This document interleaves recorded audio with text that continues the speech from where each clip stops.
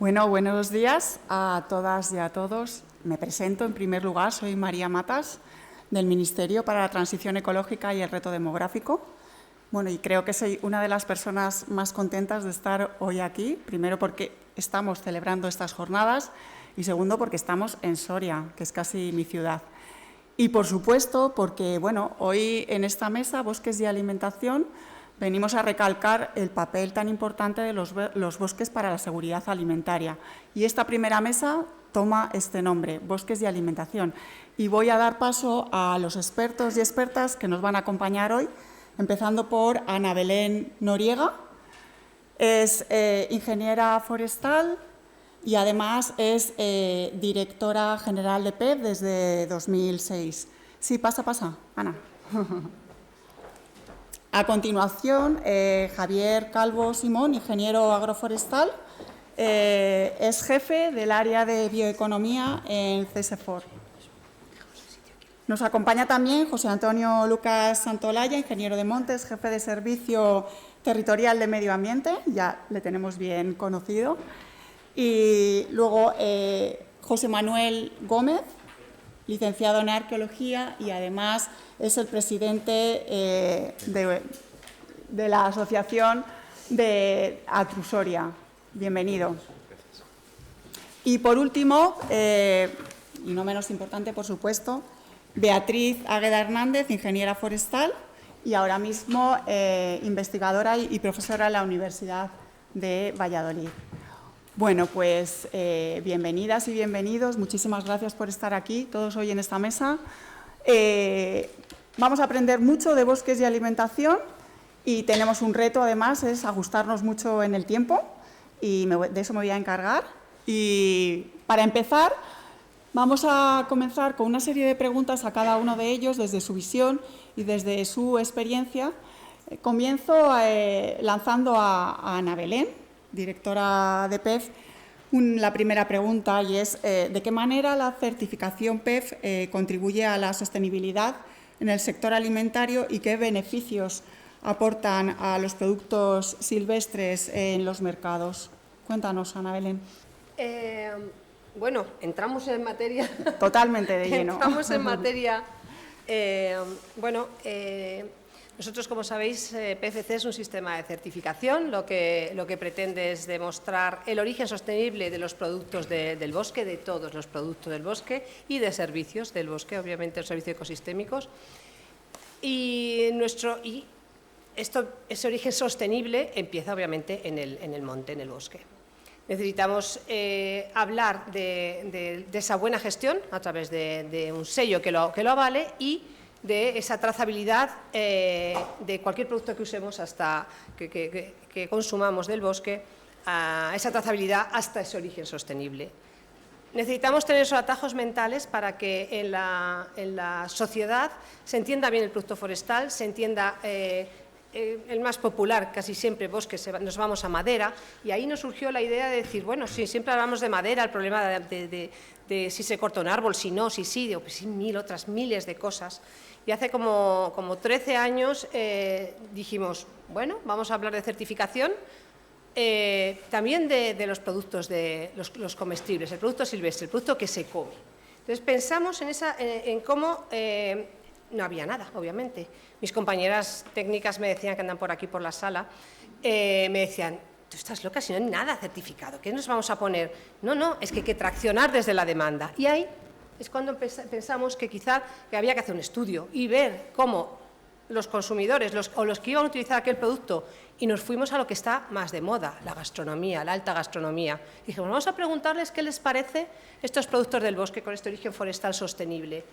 Si les parece que añade discurso, añade calidad, y ahí sí empezamos. Entonces hicimos un estudio a diferentes chefs, a diferentes chefs, a toda la cadena de valor del producto forestal, y estuvimos preguntando qué les parecía la certificación, cómo les valoraría, cómo les daría valor a su producto o a su marca de su restaurante, hablar de ese origen sostenible, de esa utilización de esos productos del bosque. Bueno, las respuestas que utilizamos por ejemplo, ¿qué te sugiere un producto del bosque? O sea, todos eran calificativos maravillosos, natural, salud, calidad, productos que ahí estaban. Luego teníamos otra parte también que nos decidió al tema de certificación, y es que si tú vas al territorio, y hablaba antes con Beatriz, si tú vas al territorio, te vas al agro, te vas al ganadero, salen a mercado con todo tipo de distintivos, chapas, orígenes, se visten con esto. Y nosotros en el sector forestal decíamos, si lo hacemos bien, decías, ya. Lo decimos nosotros y cuántos más. No puede ser. Tiene que ser que nosotros saquemos nuestros productos con todas las garantías, con todos los mecanismos de mercado que utilizan otros sectores también en el territorio. Eso fue lo que nos animó a decir, vamos a empezar de cero. Y ahí estamos, el ibérico, decíamos, ibérico Dehesa. Esto es top de gama, esto es nuestra exportación. Si no hay Dehesa, si no hay bellota, si no estoy cuidando bien aquella Dehesa, ¿dónde va el sector del ibérico? Los problemas que hay de ilegalidad en la recogida de silvestres como de setas, etcétera, etcétera. Es decir, pues que quien tenga la chapa, que sepamos que ese sí que es de los buenos. Quien está haciendo eso es de las buenas, es de los buenos quien lleva esa chapa que sería ese atajo mental a ese origen legal y sostenible, que es la certificación, lleva las dos partes, la legalidad y por encima de eso la sostenibilidad. Ese tipo de mecanismos creemos que era un mecanismo que merece la pena implementar en el sector forestal y también en sus productos de bosque, porque luego hay otra derivada más, y es que cuando hablamos de bosques, nunca al final sacamos aflora todo el PIB que hay ahí dentro. No se ve la economía que hay dentro, el potencial económico que hay, porque son segundas rentas, y al final sabemos que apañamos con este tipo de cosas. Esa economía circular la economía circular tradicional es que durante todo el año hay cosas. Esa es la circularidad de la economía en el rural. Durante todo el año hay diferentes actividades. Y esa circularidad es la que permite que las poblaciones, que los habitantes de los entornos rurales estén ahí, si no hay una actividad continua, una actividad estacional.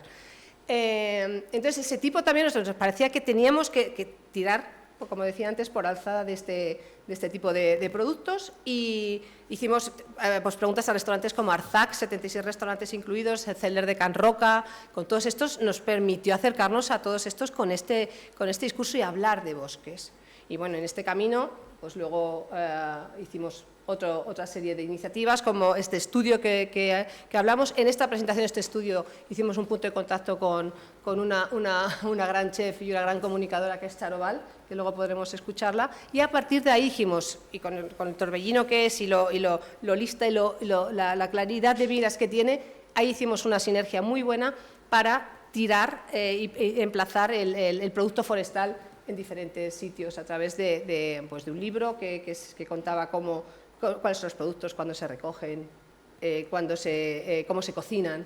Y ahí, con eso, nos fuimos, se presentó a unos premios, a los Gourmand, los premios Gourmand, y nos dieron el premio a lo mejor libro de cocina sostenible. Así que eso y allá que nos fuimos a Naciones Unidas a presentarlo, dijimos, no, esto nosotros a todo lo que dé. Si utilizamos nuestras redes, es verdad, yo había trabajado para el Ministerio, encontré por aquí compañeros que habíamos trabajado, y dijimos, vamos a presentarlo donde se pueda hablar de esto. Y así que un día como hoy, hace ya unos pocos años, se presentó un día como mañana, el libro de Sabores de Bosques Sostenibles. Así que ese ha sido nuestro concepto, y algún elemento más que luego hemos seguido haciendo. Muchas gracias, Ana. Bueno, pues ya nos has puesto en un buen marco, en una buena situación, sector forestal. Ahí tenemos un potencial muy grande que es la bioeconomía, y entonces ahora retomo y, Javier, te hago una pregunta muy relacionada con todo esto que tú llevas trabajando tantos años, ¿no? ¿Cómo pueden los alimentos del bosque convertirse en un verdadero motor económico para las zonas rurales? Y además, ¿qué estrategias son clave para fortalecer su cadena de valor?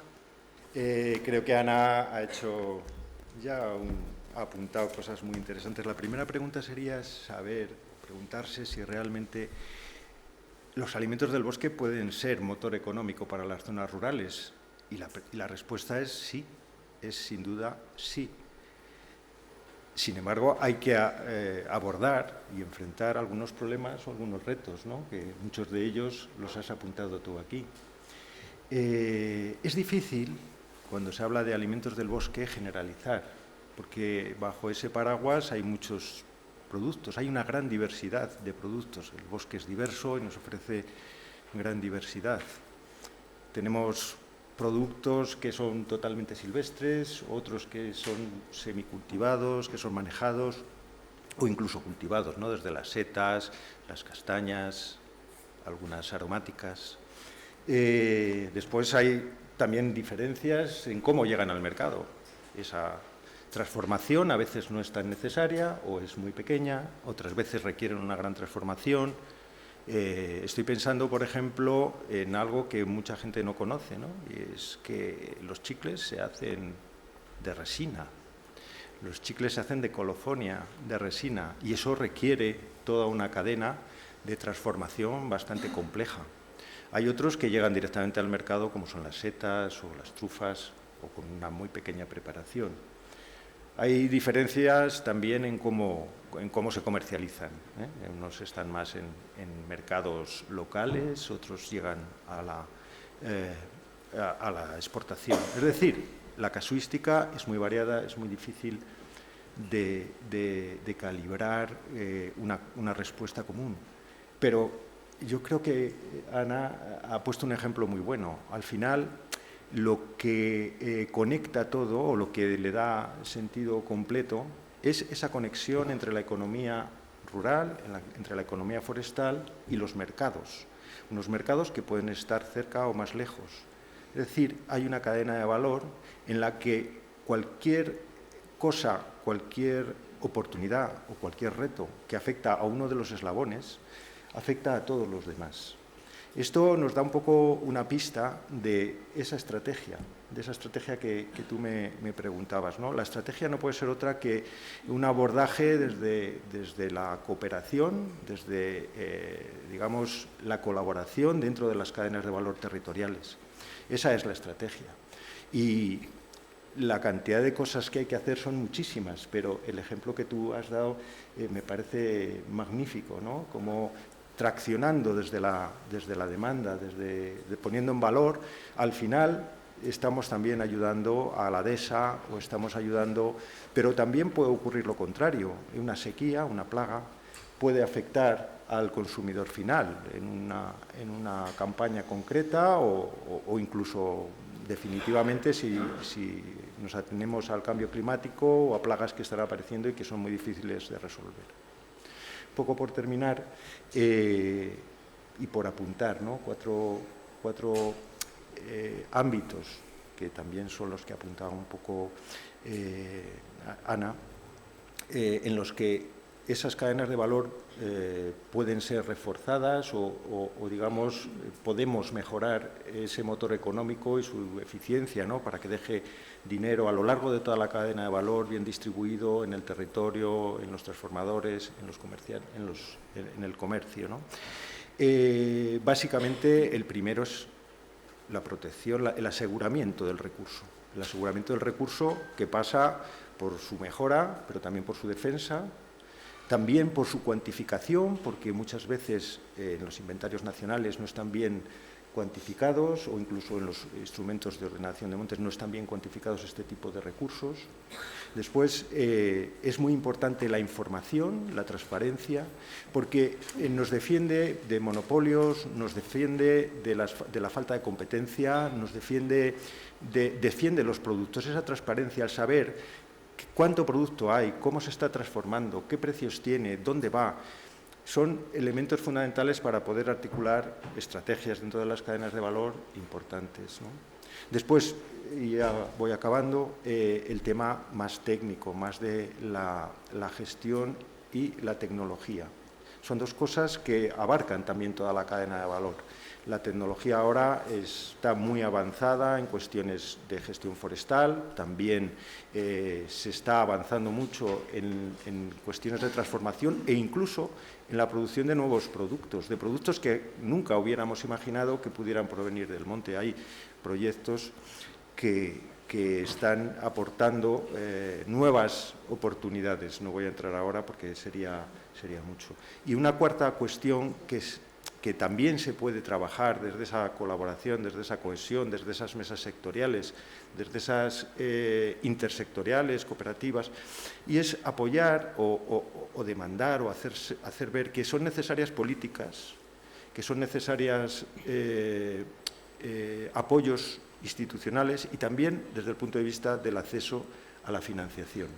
Digamos que para mí esos son un poco los 4 elementos clave, que tienen mucha miga, que se deben abordar o que se pueden abordar para mejorar ese motor, ¿no?, económico para el territorio, y que, desde luego, individualmente cada uno de los agentes por sí solo no puede abordar. Entonces, esta es un poco la idea que quería traeros.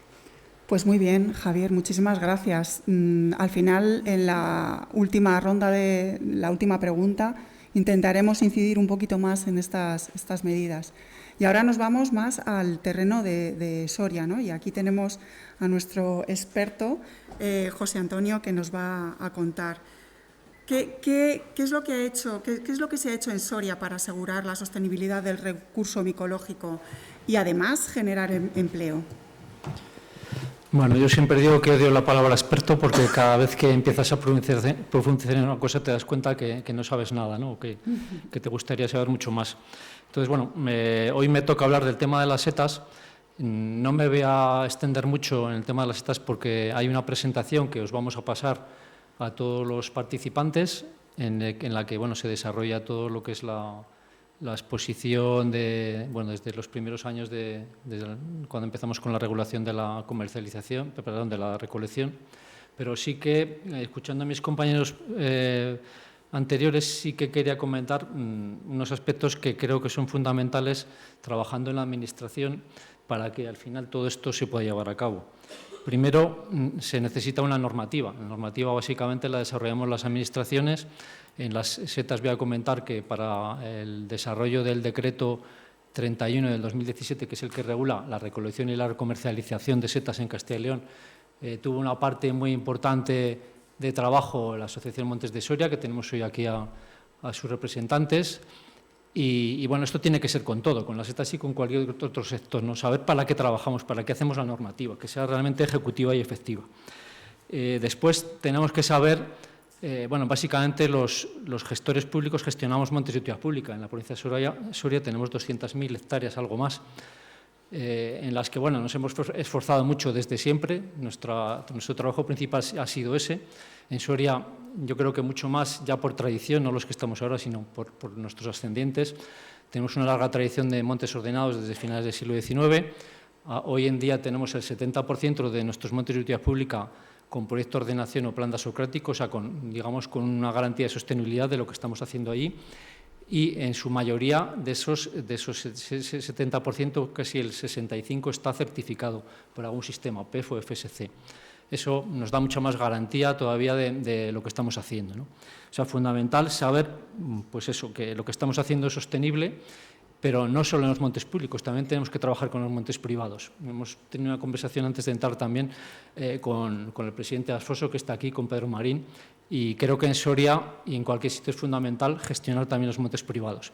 Entonces, aquí iniciamos una política a principios de los 2000, incluso antes, con Asfoso, que es la Asociación de Propietarios Forestales de aquí. Empezamos a trabajar en proyectos como el de Montes de Socios, del que hablaremos mañana.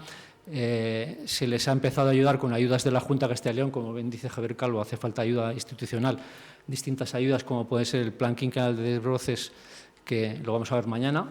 Desde la cual un ganadero tiene un rebaño de 1000 ovejas y cabras con la IGP de Cordero Castilla y León, produciendo carne de calidad, que luego vende Aranda, pero esa es la pena, ¿no? Que no pudiésemos tener aquí los restaurantes que tienen Aranda, pero lo tenemos en otras cosas, que en las setas, por ejemplo. O sea, importante no trabajar solo con lo público, sino también con lo privado, que a veces los que estamos en la Administración estamos como muy acotados, ¿no? Pero hay que decidirse, hay que hablar con las asociaciones de propietarios privados que existen en la provincia, o si no, con los representantes de los propietarios y saber para qué trabajamos y cómo ayudarles. Después, también es muy importante, creo, y eso hace falta una implicación casi personal, en articular herramientas que faciliten esa calidad de los productos. Bueno, pues desde Servicios SER hemos trabajado pues, en las marcas de garantía, luego voy a comentar brevemente la de las setas de Castilla y León, hemos trabajado en la marca de garantía Pino Soria y bueno, mañana vamos a ver la IGP de Cordero Castilla y León, que no la hemos llevado nosotros con agricultura, pero bueno, intentar facilitar esas herramientas para que el que está ahí en el campo pues, pueda vender ese producto con calidad. Y sí que hemos trabajado también en otro tema que son las calidades estructurales de madera, aunque no tiene nada que ver con los alimentos, pero lo quiero contar porque al final eso es una simbiosis que necesita esa administración con el productor final para que tenga un sentido, ¿no? Lo que estás haciendo tenga una facilidad de mercado, pueda competir en proyectos internacionales o en mercados y bueno, creo que es fundamental todo eso.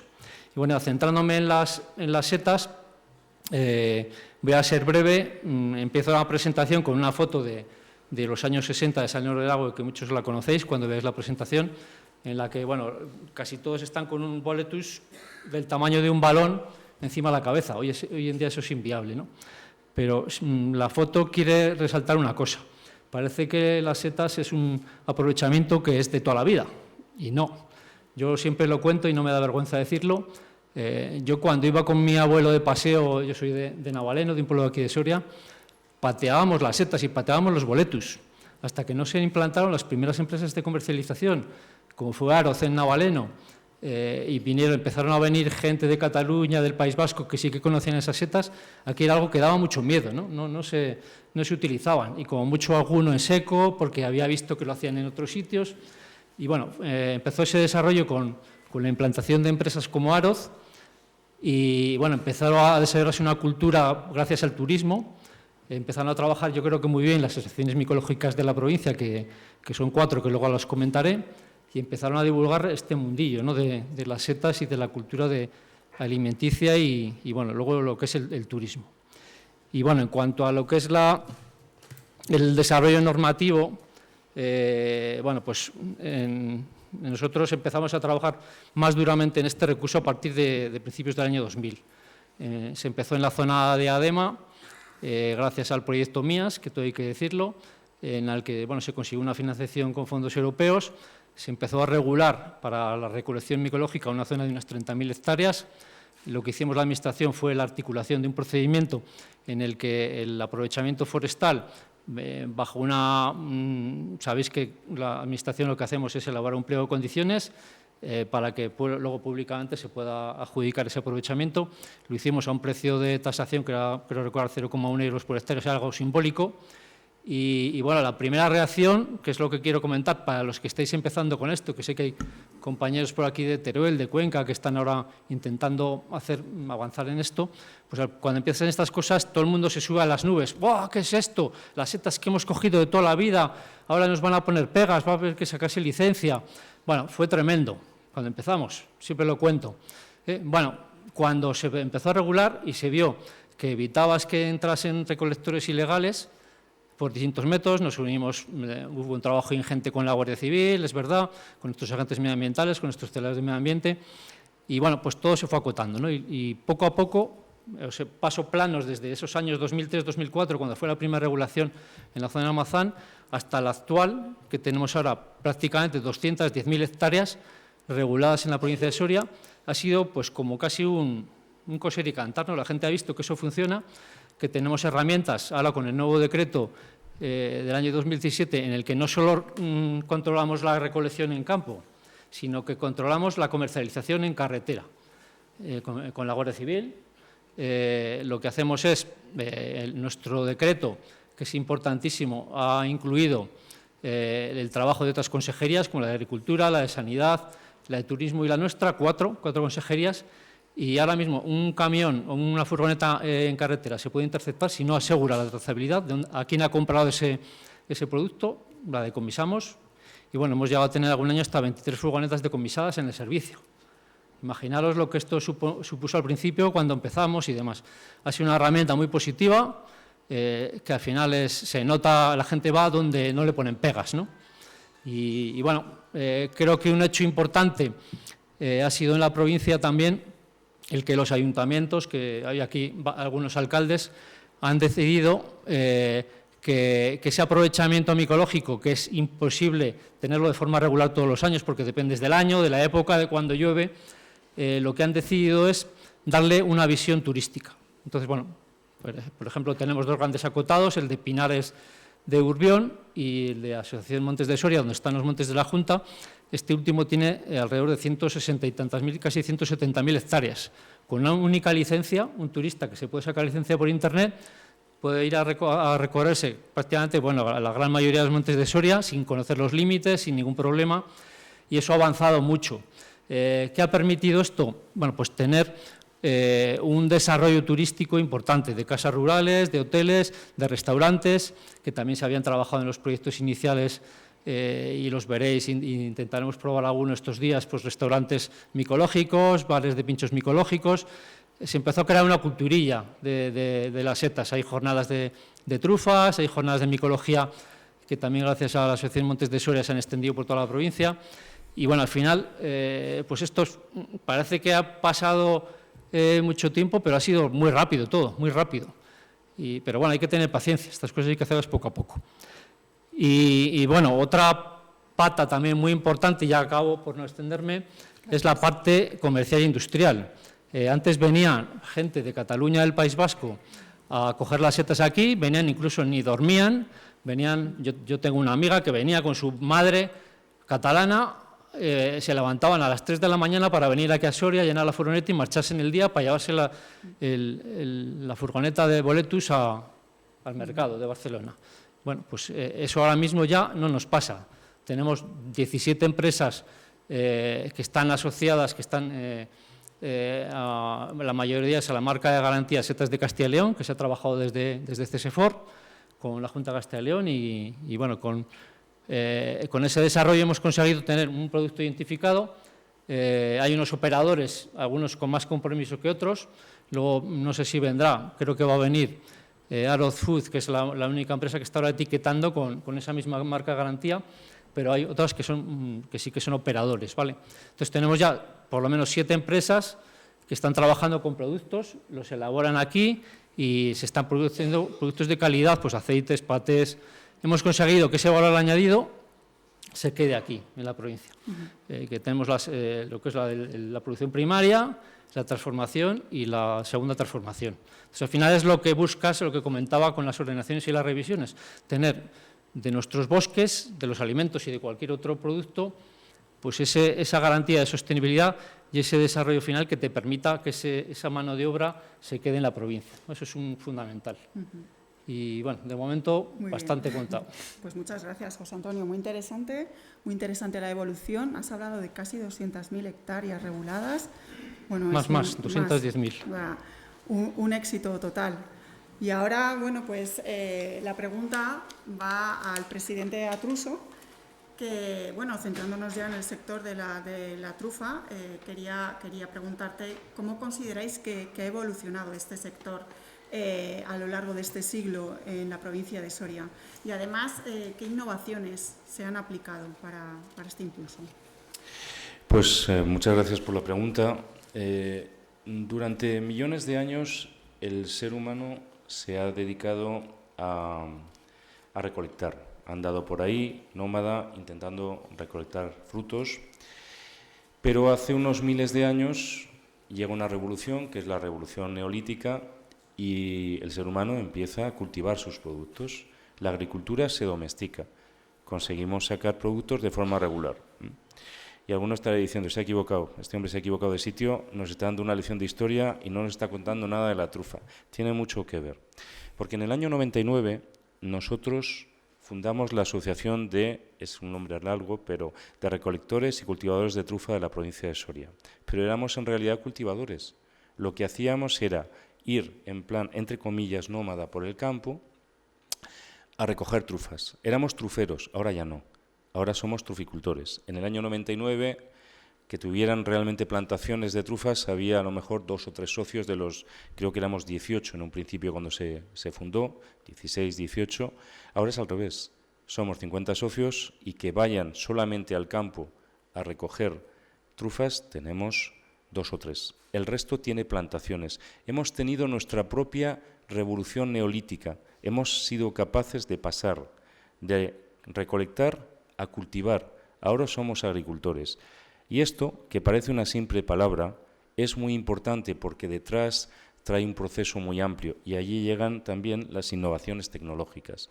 Nosotros ya no vamos a campos de otros, ya no tenemos unos contratos de unos años que hacen que invertamos prácticamente nada en nuestros bosques, porque no son nuestros y dentro de 5 años pueden ser de otro, sino que ahora son nuestros. Estamos plantando nuestros propios árboles y los estamos cuidando.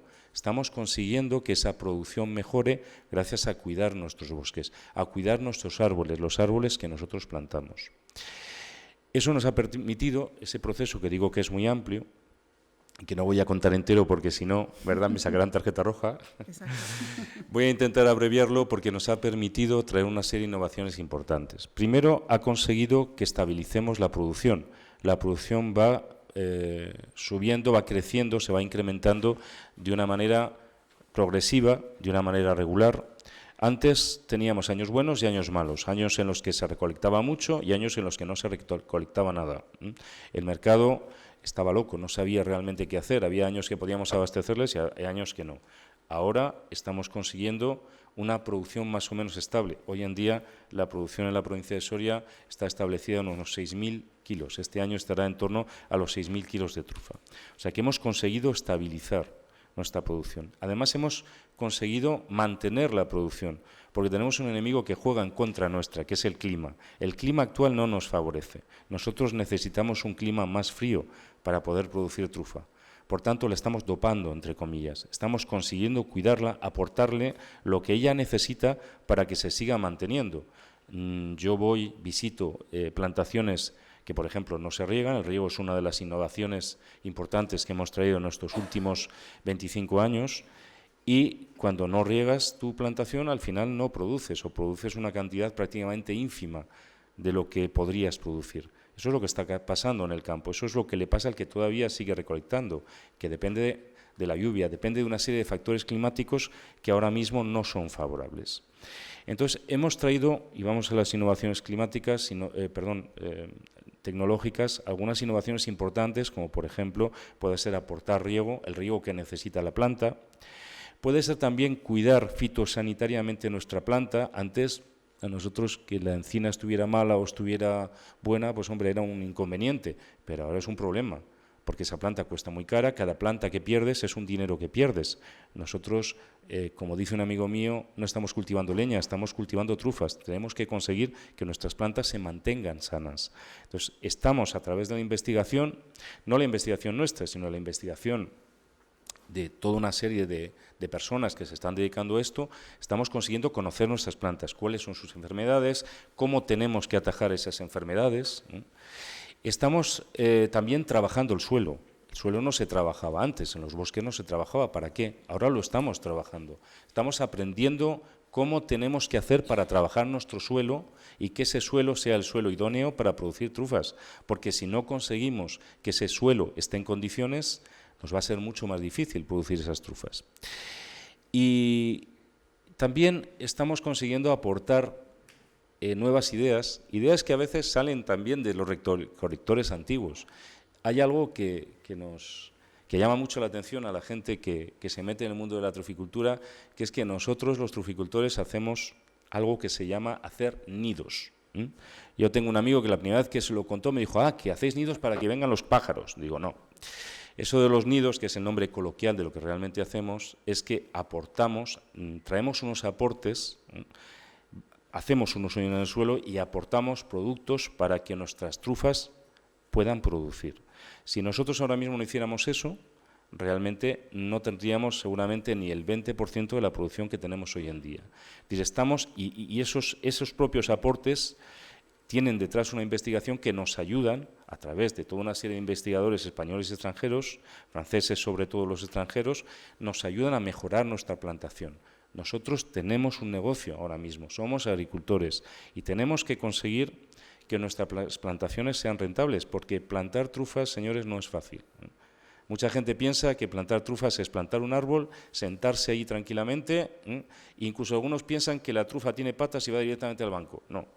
No es verdad. La trufa, las plantaciones truferas hay que cuidarlas. Y por tanto esa revolución neolítica de la que yo hablaba al principio es la que nos ha permitido hacer todo lo demás. Todo lo que ha venido detrás es eso. Ser agricultores nos ha permitido meternos en una rueda, en un sistema que ahora mismo nos permite tener un cuidado de nuestros bosques y una plantación mucho mejor. Una pregunta, José Manuel. ¿Cuántas hectáreas se cultivan de trufa negra ahora mismo en Soria? Pues es difícil cuantificarlo, pero creemos que entre 1.800 y 1.900, más o menos. Bueno, muchas gracias. A ti. Bueno, pues vamos con la última pregunta, Beatriz. Estamos viendo que los bosques son una fuente de alimentos, son una fuente de servicios ecosistémicos, ¿no? Sin embargo, parece que los sectores forestales y agrario están un poco desconectados. Entonces, cuéntanos, ¿qué oportunidades existen para reintegrarlos? Bueno, la verdad es que yo creo que muchas, y de hecho Javier Calvo acaba de comentar que realmente la producción de alimentos en nuestros bosques puede ser un motor de desarrollo. Yo que hoy vuelvo a la que fue durante muchos años mi casa y que, bueno, agradezco esta invitación, sobre todo a Asun, y que la vida me ha reconvertido en... Yo era ingeniera de montes y, bueno, me casé con un agricultor y doy clase en agrarias. Entonces me ha llevado hacia el sector de la agronomía, porque, bueno, la carrera profesional afortunadamente es larga. Y lo que veo es que hay que entender sobre todo las diferentes aproximaciones y los diferentes colectivos que están implicados en la producción de alimentos. En la producción de alimentos forestales y en la producción agrícola. Al final, yo vivo en la interfaz agrario-forestal, me gusta decirlo y me parece que es una buena definición. Y lo que veo es que ha habido una desconexión histórica entre el sector agrario y el sector forestal. De hecho, José Antonio hablaba como un logro de hemos conseguido hablar con la Consejería de Agricultura, que al final llama la atención porque todos nos dedicamos al territorio. Entonces, son enfoques diferentes. Ahora mismo tenemos muchas herramientas nuevas para gestionar los muchos recursos que nos ofrece todo el territorio. Esto también ha salido ahora mismo en la mesa, pero yo creo que tenemos que tener claro que los bosques tienen un papel clave no solo en la producción de alimentos procedentes del bosque, sino también en esa producción agrícola. Ese mantenimiento de los servicios ecosistémicos, ese mantenimiento de la regulación del clima, de la protección del suelo, no se nos debe olvidar, y no se le debe olvidar ni al sector agrario ni al sector forestal. O sea, no se nos debe olvidar al sector primario, que quizá es el paraguas en el que todos deberíamos vernos reflejados. Al final, la cercanía entre los dos sectores, entre el sector agrícola y el sector forestal, evidentemente nos va a dar beneficios a todos. Evidentemente, como bien ha comentado ahora mismo José Manuel, una de las amenazas que tiene la truficultura es el cambio climático y tenemos que buscar mecanismos para aumentar esa resiliencia. También el mantener y aumentar la biodiversidad, los servicios ecosistémicos, nos va a dar esas herramientas como es, por ejemplo, la protección de los polinizadores o el control de plagas que tanto ahora mismo preocupa al sector de la truficultura y que, como bien ha dicho José Manuel también, hasta hace muy poco tiempo no les preocupaba, pero son amenazas que tenemos ahí porque estamos en un momento de cambio global muy fuerte. Entonces, bueno, pues tenemos que ir desde luego hacia un modelo de gestión integrada en el futuro. Igual, bueno, esto para luego cuando venga el consejero, igual es buena idea juntar agricultura y medio ambiente y no recuerdo cómo se llama ahora, pero es vivienda y medio ambiente o ese tipo, eso, medio ambiente, vivienda y ordenación del territorio, y entonces igual ir a una ordenación del territorio integral juntando al sector primario, sería una buena idea, pero bueno, esta me la guardo para los que tengáis oportunidad de hablar con el consejero, pues se lo podéis decir de mi parte. Entonces, oportunidades hay experiencias muy exitosas, pero hay que apostar por esta visión integrada y desde luego hay que escuchar a los habitantes del medio rural y a los que trabajan directamente en el territorio. Y como bien ha salido también en esta mesa, dar mecanismos que no te expulsen del territorio, como muchas veces ahora mismo tienen la sensación los habitantes del medio rural. Pues muchas gracias, Beatriz. Bueno, pues está claro que han salido muchas... ¿Sí? Sí, José Antonio, dinos. Complementar un poco la pregunta de lo que es superficie de trufa en Soria. Aparte de las cultivadas, que es lo que ha comentado José Manuel, también tenemos aprovechamiento de truferas naturales en montes de utilidad pública de la provincia que tienen concesión de aprovechamiento forestal, que no antes por largo periodo de tiempo, para que el truficultor pueda invertir allí, pueda hacer su silvicultura, es decir, que hacer las sus nidos. Que habla... Sí, tenemos otras 5.000 hectáreas aproximadamente de adjudicación de aprovechamiento de encina trufera en montes de utilidad pública que controlamos directamente la Administración. Y bueno, ahí dar información un poco los datos que tenemos de producción, que es muy difícil, hay un mercado que no controlamos, pero estamos produciendo en Soria alrededor del 30% de la trufa negra de España. Nos adelantó por la derecha, por la izquierda, que están por ahí los compañeros aragoneses, porque tuvieron unos años de un apoyo que hay que halagarlo, no solo del propio Gobierno regional, sino también de la Diputación. Y eso se ha retomado en Soria. Ahora mismo hay ayudas tanto de la Junta dentro de plantaciones de frondosos de calidad como de la propia Diputación Provincial de Soria. Y bueno, intentaremos adelantarles ahora por la izquierda.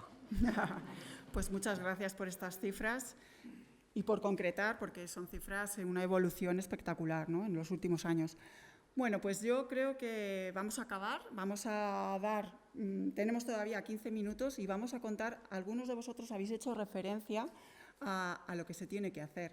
Vamos a mirar al futuro y vamos a contar muy brevemente qué medidas, qué técnicas normativas hay que hacer para acelerar, impulsar mucho más esta bioeconomía, estos sectores de la bioeconomía. Pues si quieres, Ana, te doy paso. Bueno, sí, ya está, ahora sí. Sí, pues cara al futuro, pues si miramos para adelante, nos encantaría que se siguiera animando el sector. Tanto tenemos cuando estabas hablando antes, José Manuel, tenemos ese problema a veces nosotros trabajamos en sector forestal, trabajamos en principio con leyes del sector forestal y en territorio forestal. Tenemos a veces el lío, a veces, entre los sistemas agroforestales. Tú te declaras agricultor con una especie que es forestal. Entonces, que es como es, porque es un agricultor, está haciendo agricultura. Entonces, yo creo que sea muy conveniente también ver cómo aunar esos usos agroforestales de determinadas especies en combinación con la trufa. Cuando es silvestre, obviamente es en territorio forestal. Cuando es un cultivo, si se puede evitar ser forestal, mejor, porque sabes que si no, no te va a caer nada, o es el mito que hay. O sea, como nos metamos en territorio forestal, ya estamos fuera de todas las ayudas, ya estamos fuera de la PAC, ya nadie nos va a escuchar. Ese es un problema muy grande. Y ese problema yo creo que mirando para el futuro es algo que necesitaríamos hacérnoslo ver y ver cómo podemos acomodar ese tipo de usos. Eso por una parte. Y luego, insisto, yo creo que las garantías del origen sostenible, cada vez más, cuanto antes subamos a demostrar que ese producto, el uso es sostenible. Si estoy hablando incluso, en este caso estamos hablando de productos en general, de productos del bosque, estamos en trufa, obviamente estamos en Soria, en seta, como productos estrella, pero hay otros muchos usos que son de bosques, que provienen del bosque, desde endrinos hasta otras muchas aprovechamientos, o frutos rojos, como hablaba, que están pues cultivados o por recolecta. Entonces, por recolección, hablar de ese origen sostenible, de cómo podemos demostrar que lo estamos haciendo bien. Hablaba de superficies ordenadas, superficies gestionadas con un plan. Yo creo que merece la pena intentar salir a mercado con garantías de sostenibilidad. Los sellos en general de origen valoran el producto, por nuestra parte entendemos que los que hablan de origen del territorio, en este caso de cómo está gestionado ese territorio, es el sello de certificación, en este caso yo hablo desde PFC, creemos que hay que animar, hay que ayudar, no solo cuando se vende madera, sino cuando se venden otro tipo de productos, animar a esos productores en territorio que se vistan con este tipo de productos y que ese atajo mental al consumidor de estos productos intrínsecamente, de estos sellos intrínsecamente forestales, los pongamos en valor. Porque si no, lo que no se cuenta no se ve. No se ve. Y si no contamos que esto viene de un sitio sostenible, que está trazado, que tiene una cadena de custodia, de trazabilidad de cada uno de los pasos, y lo tenemos. Entonces, llevamos 25 años trabajando con este tipo de mecanismos de trazabilidad de origen sostenible. Creo que merece la pena también ayudar a este tipo e implantar este tipo de sellos intrínsecamente forestales en el sector alimentario, en el sector del producto silvestre. Muy bien, Ana, muy claro ha quedado. Javier. Bueno, simplemente por complementar a Ana, que yo creo que ha estado muy acertada Acércate al micrófono. En todos los aspectos, por complementar a Ana, decía, ¿no? Porque no es cuestión de repetir, pero sí me gustaría, desde la visión más de la bioeconomía, ¿no? Desde la visión de la bioeconomía me gustaría resaltar dos cuestiones. Por un lado, la economía necesita datos. Y esto, en este ámbito, pues la verdad es que hay dificultad para poder evaluar, ¿no? Tanto el recurso, entonces sería por ahí un trabajo a hacer, ¿no? A completar, que tuviéramos una foto mucho más precisa de lo que tenemos como recurso primario. Después, el poder cuantificar esas cadenas de valor, también lo decía Ana al principio, ¿no? O creo que era Ana, que no somos capaces de aflorar la importancia que tiene este recurso desde el punto de vista económico, y eso es muy importante, porque cuando se solicitan apoyo institucional o se va a los bancos, es necesario aportar datos. Es necesario ser relevante, porque si no somos relevantes, pues nos van a escuchar mucho peor. Entonces, también, digamos, esa otra parte de los datos, que es el identificar cómo son los flujos de productos y de precios y mejor dicho, de dinero, de capital, dentro de estas cadenas de valor, también la generación de empleo. Y después, bueno, pues eso, tener una transparencia en los mercados, ¿no? Ir a ese tipo de esquema más transparente en cuanto a lonjas o en cuanto a mecanismos de publicidad, ¿no? De que se sepa cómo están los mercados en cada momento, en la exportación, en la importación, en el mercado nacional. Yo creo que esos son en el lado de los datos. Abundando también un poco en lo que decía José Antonio, y estos datos tan difíciles de recolectar, yo os invito a que consultéis el portal de datos forestales de Castilla y León, que gestionamos desde CSFOR, y que ahí vais a poder ver algunos otros datos interesantes de productos comestibles y también de productos forestales en general. Es un gran esfuerzo, precisamente en esa línea en la que yo estoy reivindicando ahora, de la recolección y puesta en conocimiento de los datos. Y después, digamos que la otra parte que creo que habría que, también como complemento a lo de Ana, es el tema de la innovación. Quiero decir que esa innovación permite, de alguna manera, crear nuevas oportunidades, diversificar incluso el potencial de estos productos. Podemos tener una carta de productos mucho más amplia. Hay productos ahora que están emergiendo que nunca pensamos que pudieran llegar a ser productos, digamos, alimentarios. El otro día leía que se está desarrollando un producto derivado del pino silvestre que se utiliza como complemento para la fabricación de piensos en la agricultura ecológica. Es algo que es innovación pura.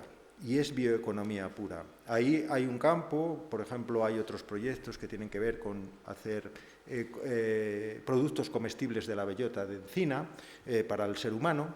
En fin, hay muchísimo que hacer ahí. Yo creo que la innovación es un elemento clave junto con la digitalización para apoyar trazabilidad, para apoyar también la comercialización. Yo creo que esos son datos e innovación, son dos bases que son imprescindibles.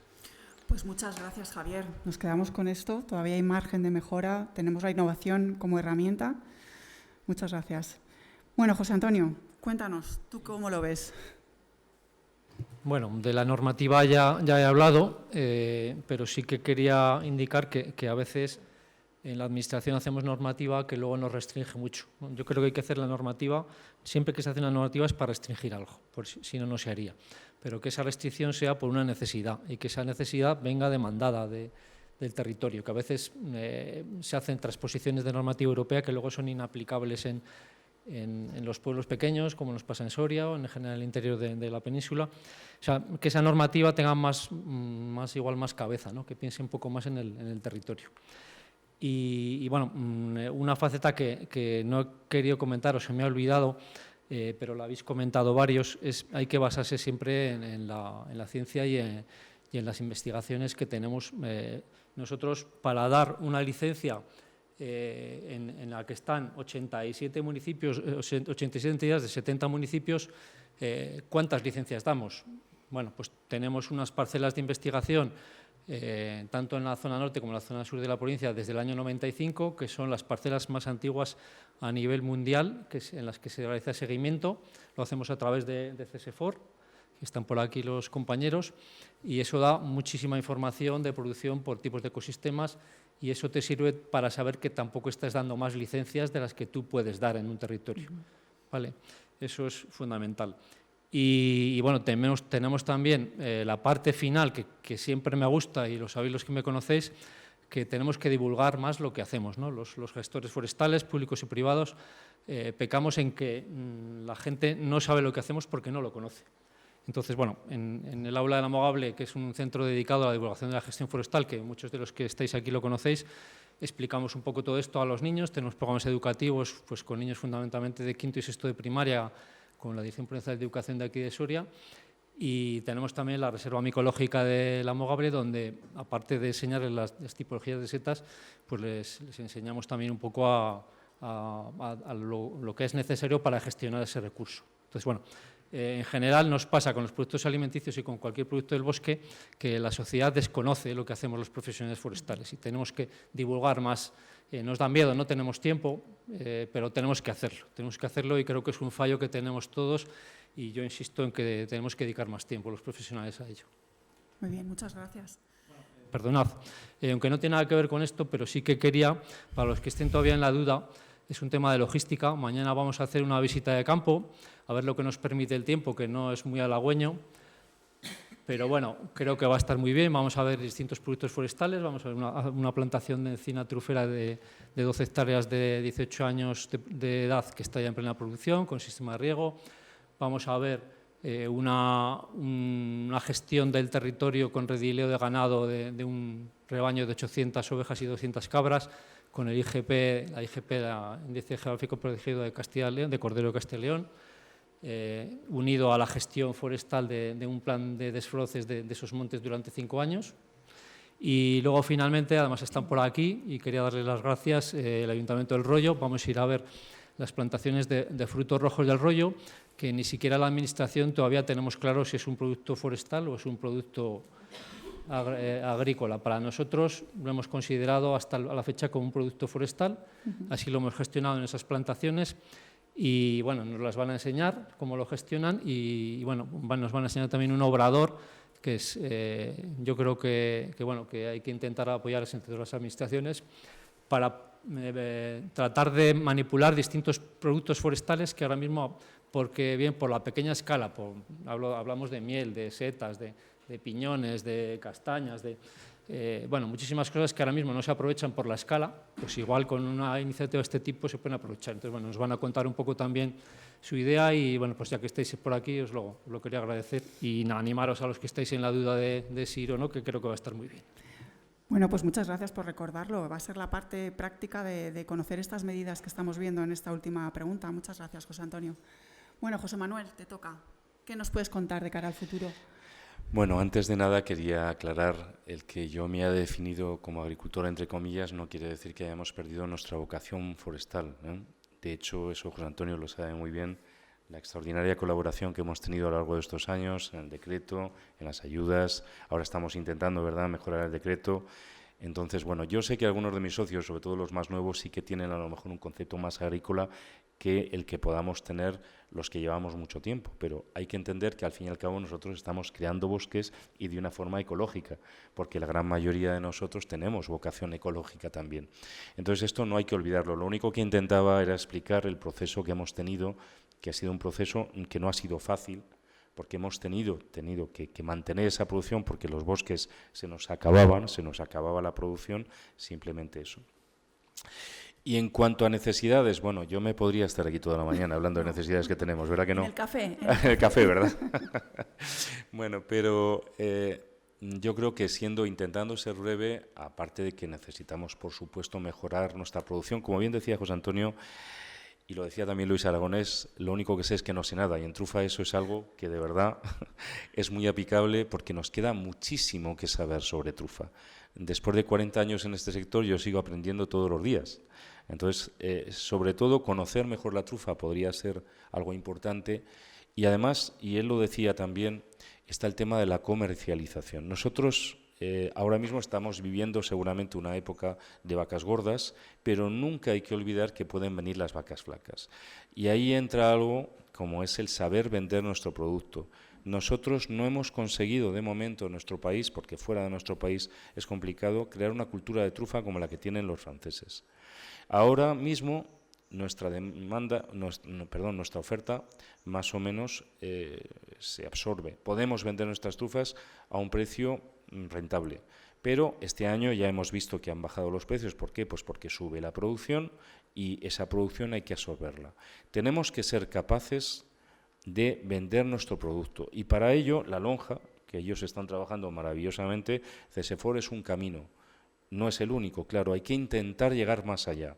A lo largo de este año nosotros y de estos años anteriores hemos intentado también acercarnos al productor, que el productor sepa que hay trufa, que no es tan cara como cuenta el mito y que puede comprarla.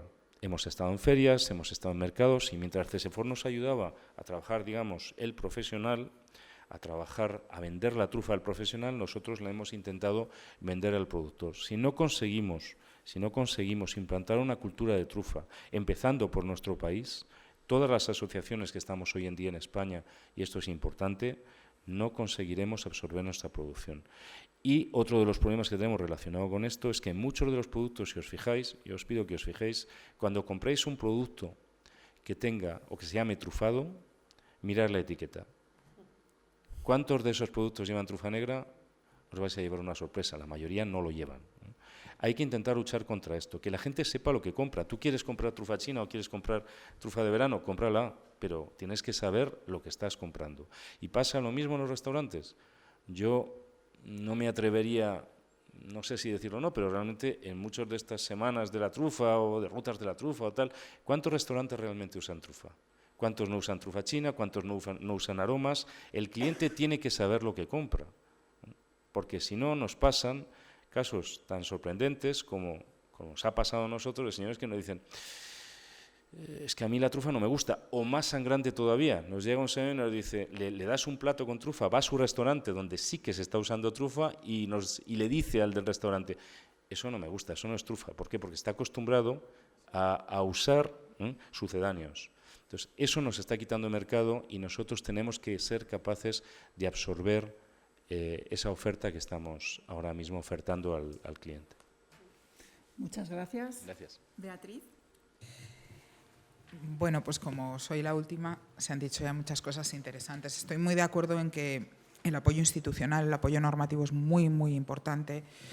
También se ha comentado en esta mesa que los datos, que la innovación, el tener esos datos nos va a permitir hacer una gestión efectiva de estos productos no madereros, bueno, siempre se les ha llamado así, pero desde la parte de la investigación a la que hoy represento es nuestra responsabilidad hacer a partir de estos datos instrumentos que sirvan para la gestión efectiva de estos recursos. Entonces, me parece muy importante hablar aquí de una iniciativa del MITECO, bueno, de los ministerios en general, no sé si es MITECO o MAPA, que son los grupos operativos, que realmente están sirviendo de base para la integración de todas estas innovaciones en el sector primario, en el sector agrario y el sector forestal. Y a partir de la cual se está escuchando mucho a los colectivos que viven en el medio rural, a ganaderos, a agricultores, a selvicultores, y se les está dando instrumentos realmente que son de mucha utilidad para ellos y que esperemos que en el futuro se pida su inclusión en los planes de gestión forestal, miro a José Antonio Lucas, y que así se pongan en valor todo ese trabajo y toda esa inversión que ha hecho la Unión Europea y el Estado y las autonomías, todas las administraciones. Y luego, así, cosas más concretitas, pues bueno, a mí me parece muy importante esto que comentabais del obrador del rollo, porque eso va a conseguir fomentar la venta directa.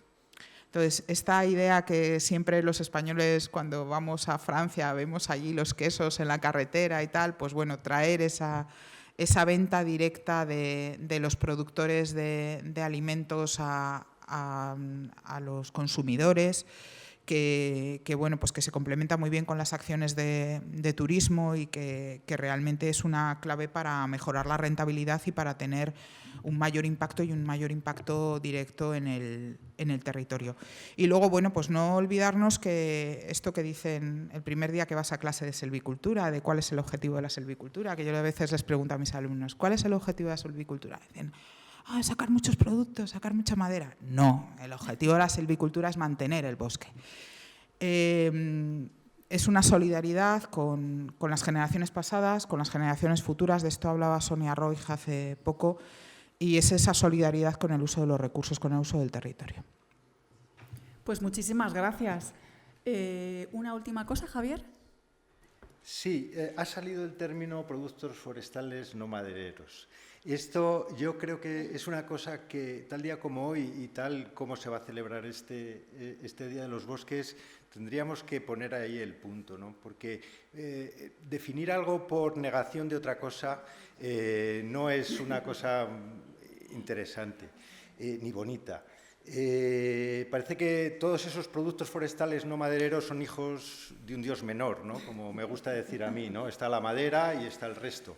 Entonces yo creo que debemos denominar las cosas por su nombre, y creo que hay que reivindicar el nombre de alimentos del bosque, ¿no? Entonces yo creo que eso tenemos también un poco que venderlo. Así que simplemente era eso. Muy bien, pues con este punto y final vamos a acabar esta mesa. Antes, bueno, conclusión, muchas medidas, mucho margen de mejora, la innovación, la mejora de los datos forestales, la certificación, la educación, el acompañamiento a los comerciales. Y hay, me parece que hay una pregunta. Me parece que hay una pregunta, ¿sí? ¿No? Creo que no. Sí, sí, sí. No sé si hay un micrófono para poder escucharle mejor.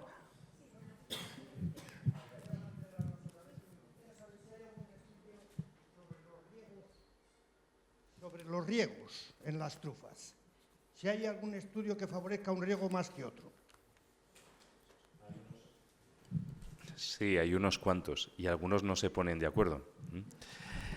Por tanto, hay que tener en cuenta que en truficultura, la truficultura es un mundo complejo. Y lo que a mí me sirve en mi plantación, que está en el norte, a lo mejor al señor que está en el sur no le sirve. Porque la tierra es distinta, el clima es distinto. En realidad, ahora mismo lo que se está usando es microaspersión. Se usa también, se empieza a emplear algo de goteo. Y hay algunos truficultores que por cuestiones económicas pues regan como pueden. Aquí es mejor regar como uno puede que no regar. El agua es importante, eso sí le puedo decir, es una parte fundamental de la truficultura. Sin agua no hay truficultura y eso lo estamos viendo en la trufa silvestre. aparte de agua, porque este año, por ejemplo, ha habido, yo que recojo la pluviometría anual, la agrícola, que empieza de septiembre a junio, tenemos unas pluviometrías que no son malas. Es más un problema de temperatura que un problema de agua, ¿no? No sé si con eso le he contestado, pero vamos, ahora mismo lo que más se está empleando es aspersión, y en cuanto a la cantidad de litros depende de los años y depende también de las zonas. Fíjese, lo que a lo mejor en un pueblo puede ser lo bueno o lo adecuado, en el pueblo que está 5 kilómetros más allá ya no lo es. Muy bien, pues tendremos luego espacios para poder preguntar y comentar y conversar con nuestros expertos y expertas de la mesa. Pero bueno, finalizamos esta sesión. Muchísimas gracias, os habéis ajustado perfectamente, objetivo logrado. Y doy paso al café. Muchas gracias a todos y a todas. Muchas gracias.